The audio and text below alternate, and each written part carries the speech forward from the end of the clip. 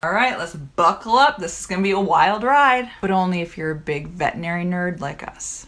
If you haven't already, go back and watch my last video. I will put it in the description below. It was super interesting to see how everyone was thinking because it ended up being very similar to my thought process. Medicine in general is a big game of pattern recognition. There is no way that any one person can learn every fact in the world. So our little human brains, they rely a lot on these patterns that we see. So when a Shar-Pei walks in my door with a sore leg, I immediately think Shar-Pei fever. But there are a few things in this case that just didn't fit. Firstly, this dog did not have a fever, which is kind of the point of Shar-Pei fever. And secondly, almost every Shar-Pei fever dog that has pain in their limbs, it ends up being in their back limbs. It's kind of classic to be in their hocks or kind of like their back knee area. So I was like, what the heck?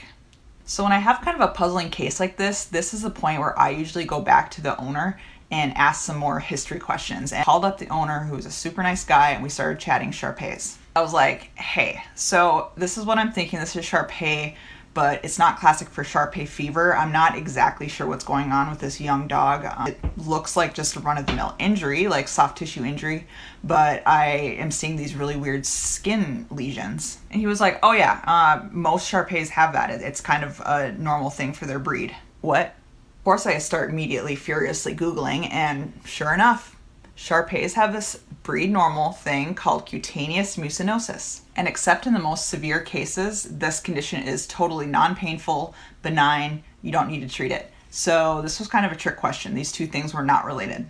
I think there's a couple lessons to be learned here. Firstly, correlation does not mean causation. And also, no doctor knows everything.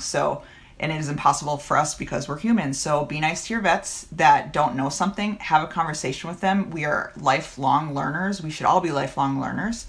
And yeah, I had a lot of fun on this case because, and this is also why I love my job, I learn something new every single day. And never trust a doctor who acts like they know everything. Bye! Look for part 2 where I talk about Shar-Pei fever versus cutaneous mucinosis.